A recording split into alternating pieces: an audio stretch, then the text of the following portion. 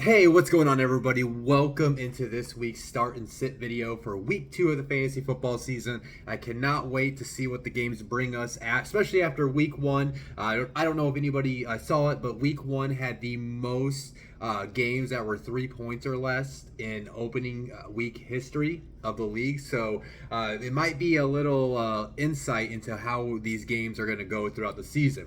But you're here for the fantasy football side of the NFL. So why don't I get into today's video? And just in case we have any first-time listeners, what you get out of this video is I'm going to give you guys my two starts, my two sits for each position: quarterback, running back, wide receiver, and tight end.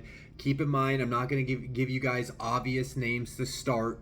I'm not going to tell you to play Devontae Adams. I'm not going to tell you to play Jonathan Taylor or Josh Allen. You guys know you should be playing those guys. These are going to be guys that are maybe you are a Dak Prescott manager of your fantasy football team. Obviously, he's hurt and he's out for some time. So maybe you're looking for a quarterback to possibly stream this week. Or if you play daily fantasy football on apps like DraftKings, I play on FanDuel. So just in case you do that, these are some names you can keep in mind when you put those lineups together for this weekend. But let's go ahead and start with the quarterback as always. My first top start of the week, I'm going with Derek Carr against the Cardinals. I might have been right about sitting him in the first week just because I do feel like he's going to have to get acclimated to the new system, and I'm not the biggest fan of that line, and they were going against a pretty good defensive line. But this week, he has a really great favorable matchup against the Cardinals. The Cardinals defense is super banged up right now at this point of the season. We just saw what Patrick Mahomes did against them last week with those 5 touchdowns with over 300 yards. Now, I'm not trying to sit here and tell you Derek Carr is going to match those numbers, but I definitely think he's going to put together a good performance. I could definitely see him getting close to that 300-yard mark, if not above it, and get you guys anywhere between 2 to 3 touchdowns. So if there was a week to stream Derek Carr, this is the week I'd definitely feel comfortable doing it. My next start of the week is I'm going to go with Trey Lance against the Seahawks. I think he's going to have a bounce-back game. I wouldn't be too worried about the numbers that you saw last week. It was a monsoon in Chicago. The conditions that he was playing in definitely don't help any type of quarterback out there. I mean, I think even the elitist of elite quarterbacks would have struggled in that monsoon completing some passes. But I know there's some Jimmy G stands out there that are clamoring for him. I like to reiterate, Jimmy G had one pass over 25 yards last season in that monsoon. Trey Lance had 3 of them alone, so the kid's got a cannon on him. He's got the mobility. They're all, what I did like about that last game, what Kyle Shanahan was doing was using him as a runner. So you're going to get a higher floor with him this week with better conditions, assuming this matchup in Seattle isn't a downpour of rain. And what I like about it too is we did see what Russell Wilson did against that Seahawks defense. Yeah, that defense did step up, but Russell Wilson still had 370 yards passing against Seattle. So I think Trey Lance is going to have a bounce back week against Seattle on Sunday. My top sits, these are going to be a couple names that I think maybe people might want to consider streaming just because they have been good streaming options in the past. I'm starting with Jameis Winston against the Bucks. The reason I'm saying Jameis Winston is, you can throw in the whole revenge game factor against his former team, but there's a couple things. I think the Bucks defense is pretty good. I do like the ability that Carlton Davis can match up with a guy like Michael Thomas. He has shut a guy like that down. So I think they have the secondary where they can go one-on-one, not necessarily one-on-one matchups, but their secondary, the Tampa secondary against the Saints wide receiver core, I think that's going to be a nice matchup to watch. And this is nothing against Jameis. I know he's coming off that torn ACL, but man, seeing him in that uniform and seeing him do an interview last week, he has put on some weight over the last year. Obviously, he hasn't been able to work out in most off seasons as he has. He looks a little thicker than normal, and he did leave last week at one point due to an injury. He had to go in the tent. It's a back injury. He actually did show up on the injury report for today's practice as a limited practice due to that back injury. And he's coming off the ACL. All it takes is one hit, and Jameis is out of your lineup. lineup. So even though you might want to go play Jameis in a revenge game against the Bucks, I just don't think this is the week I would trust doing that. My other one is just Ryan Tannehill against the Bills. The Bills just got, you could argue, the best defense in the NFL. Pretty simple as that. If you're maybe looking around at names on the waiver wire or looking to put maybe a cheap quarterback in your DFS lineup, Ryan Tannehill is the guy I definitely would avoid. That defense stepped up even without Trey White. That Titans offense I don't necessarily even trust right now, where I think Ryan can sneak out 2 or 3 touchdowns and maybe give you a good day. So if you were going to consider picking him up and inserting him in your lineup as a streaming option, I would avoid that. So again, my top starts of the week: Derek Carr against the Cardinals and Trey Lance against the Seahawks. My sits: Jameis Winston against the Bucks and Ryan Tannehill against the Bills. Moving on to my running back position, I'm going with Antonio Gibson against the Lions. I did like what we saw from Antonio last week. He did get the most rushing attempts out of the backfield for Washington, and he was their leading wide receiver. I'm not leading wide receiver, but he was their leading receiver out of everybody on the team. I think I want to say he got like 7 catches for like 70 yards. So he's involved in this offense more than what people were thinking. I know he was in the doghouse back in the preseason, but if you base it off that first game, he's going to be heavily involved at least to start the season until the young kid from Alabama gets back from his unfortunate incident that he had to deal with.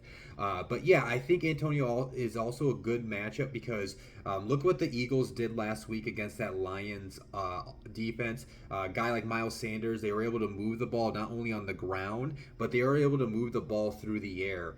So I think Gibson has a potential to hit his ceiling and amount of points that he can get with the touches that he did receive last week. And then my other start, I'm going to go with Javonte Williams and Melvin Gordon against the Texans. I think we saw that there's going to be a healthy dose between the two running backs where if they have a good matchup where you should play them. And they got a great matchup against the Texans. The Texans defense, they didn't really stop Jonathan Taylor. Jonathan Taylor got, 161 yards against them last week. I know on that game-tying drive, just because it's a clip I put together out on Twitter, it's getting a lot of views. That's why I'm remembering this stat. But on that game time drive, Jonathan Taylor had 4 rushes for 49 yards. For 49 yards, averaging over 10 yards a carry.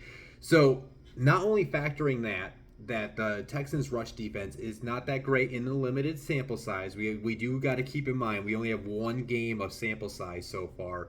But the Broncos lost that game to Seattle, right? They're going to come out guns blazing against Houston.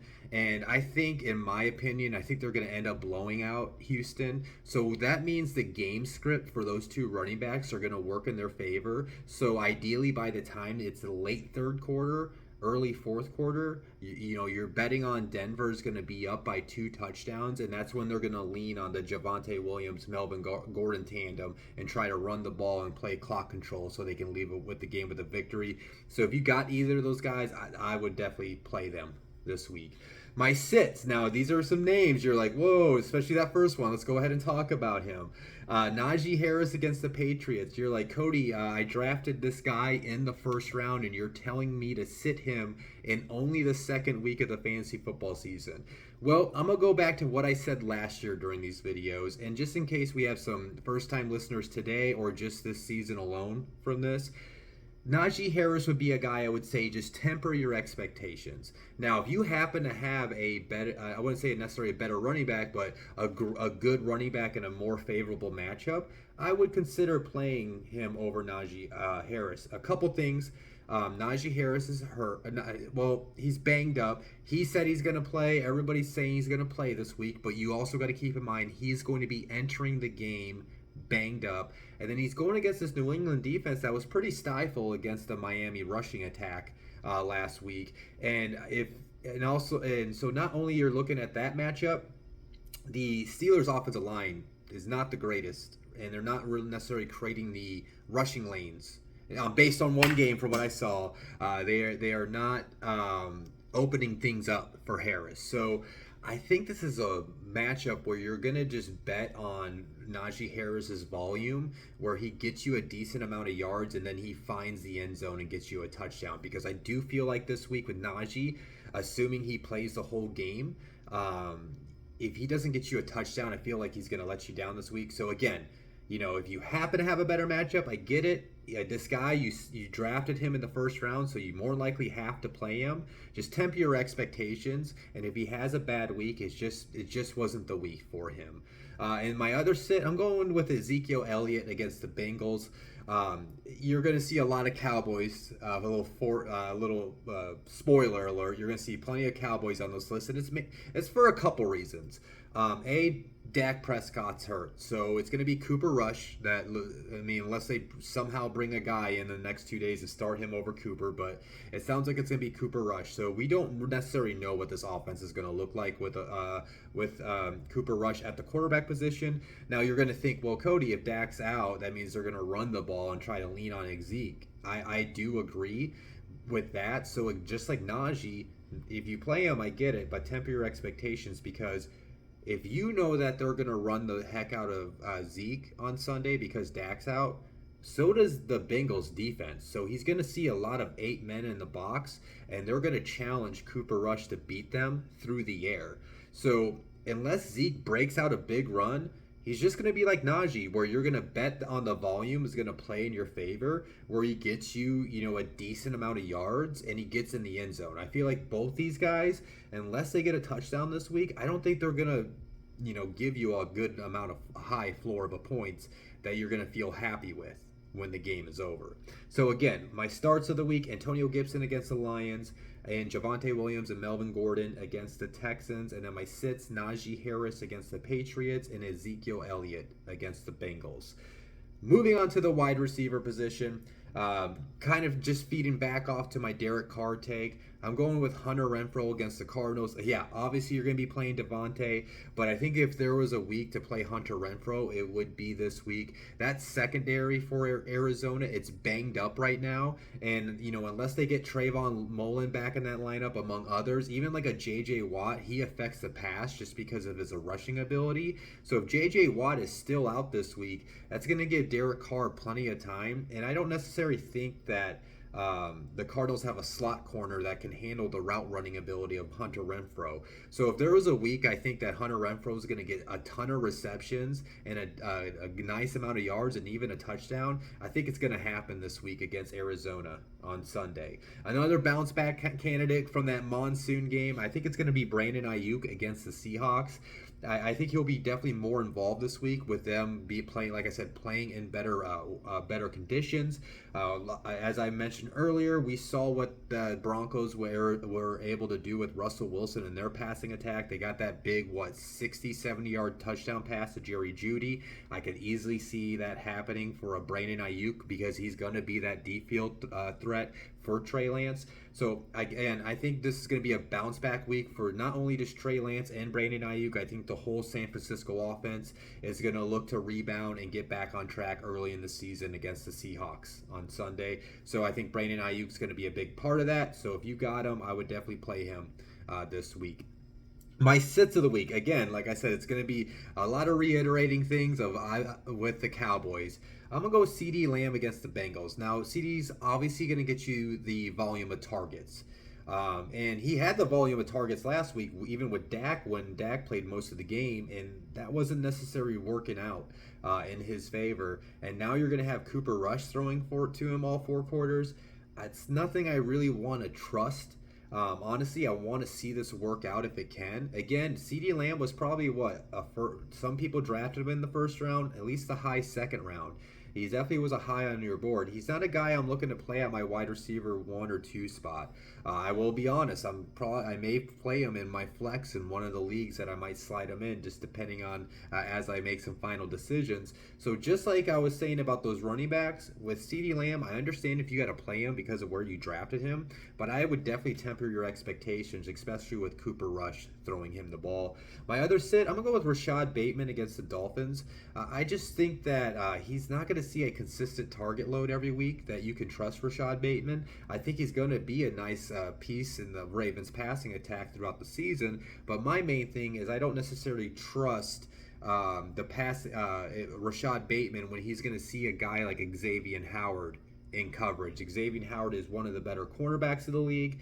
So I could just see where if Rashad Bateman doesn't find the end zone for you, I could see him having a game where he's like maybe at best like 3 or 4 catches for like 50 or 60 yards.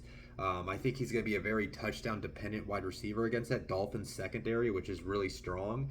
So if you have a better option than Rashad Bateman and you're thinking about playing him this week because they had that big touchdown on this past Sunday, I think this would be the week I would look for other options for your lineup. So again, my top starts: Hunter Renfrow against the Cardinals, Brandon Ayuk against the Seahawks. My sits: CeeDee Lamb against the Bengals and Rashad Bateman against the Dolphins. And then let's just go ahead and move on and then wrap this up in the tight end position. I'm going to go with Hunter Henry against the Steelers as one of my top starts. The reason why I think we're going to see Hunter get his games, if anybody remembers with Hunter, he always has like his every other game where he kind of is quiet, doesn't really produce anything, and then the next game he's catching like five catches for like 40 yards and 2 touchdowns. And I could just definitely see that happening against the Steelers defense because we saw what Hayden Hurst did last week, right? He had those 8 targets, he had 5 receptions for 40 yards. And I just think with like a guy like Devin Bush, he's not the best linebacker in coverage. And I know they got Miles Jack back there that will help in coverage as well. But if they can end up lining up Hunter Henry on some routes where he would go against Devin Bush in coverage, I think that's where he's going to get peppered with targets from Mac Jones this week. So if there was the week I'm willing to roll the dice and stream Hunter Henry in my lineup, it would definitely be this week. My other guy for start of the week, I'm going with Zach Ertz against the Raiders. The Raiders, I just don't think they're defense is the greatest right now, and I think a lot of people, we saw what Justin Herbert did a lot to him last week. I think we're going to see a little bit more of a bounce back week for Kyler in that passing attack, and the reason why too is we saw what Gerald Everett did last week against the Raiders. He was able to find the end zone, and plus when you look at that Cardinals offense, their Zach Ertz was one of the main focal points of their passing attack from last week. So when guys like DeAndre Hopkins are out of the lineup, if Rondale Moore has to miss this matchup again, that just means more targets for Zach Ertz. So if he's a guy that you have on your team, he's definitely a guy I would consider playing at the tight end position this week. My sits, I'm going to go with Dawson Knox against the Titans. And the reason mainly on this one is I think the Bills' passing attack outside of Stephon Diggs and maybe Gabriel Davis.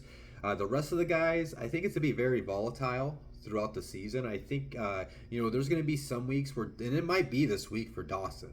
And there's going to be some weeks where he's going to get 7 to 9 targets. He's going to have like 5 to 7 receptions, 60 to 80 yards and a touchdown. And then you're going to get weeks out of Dawson like we saw in the opening night where did he even get a catch? I can't even remember. I know he didn't do much or anything at all. As far as the passing attack, he played enough. But the thing is, I just don't know if you can trust him week in and week out. So until we get more of a larger sample size of data as far as the targets and what the passing attack will look like in Buffalo over time, I just don't know if Dawson Knox is a guy you want to trust inside your lineup. Wrapping it up, I don't want to rehash everything I said about the Cowboys, but Dalton Schultz against the Bengals. And again, it's just because Cooper Rush is the quarterback, and I just cannot trust what that passing attack is going to look like. I mean, the Cowboys were the only team in week 1 to not score a touchdown. So that offense was not looking the greatest even with Dak in there. You throw Cooper Rush in there, that's making it even more scary or the more I'm losing trust to play any of their players until I at least see what it looks like, and then I can go from there. So if you can afford to put Dalton Schultz on your bench and insert a Hunter Henry or Zach Ertz or any other potential streaming tight end you want to consider, I would definitely do that. So again, my tight end starts: Hunter Henry against the Steelers, Zach Ertz against the Raiders. My sits: Dawson Knox against the Titans and Dalton Schultz against the Bengals. All right, so that's today's video, guys. As always, if you enjoyed today's video, hit the like button. If you have not subscribed to my channel, please hit the subscribe button so you can keep up with all my fantasy football content throughout the season. Make sure you give me a follow on Twitter at Cody Talks NFL. I'm on TikTok. Maybe, like I keep on saying, one of these days I'm going to get on there and start making videos. And then as well as my Instagram, I'm on there as well. But if you guys ever have any questions, feel free to either at me, you can slide into a DM, you can shoot me a text, or get in my comments section if you have any questions for your lineup. And I will definitely get back with an answer for you and give you the best advice that I can. Other than that, I'll see you guys next week on this channel when I do my top waiver wire and streamable defenses for week 3. So go enjoy week 2 of action of NFL football. Best sport in the world. I'll talk to you guys later.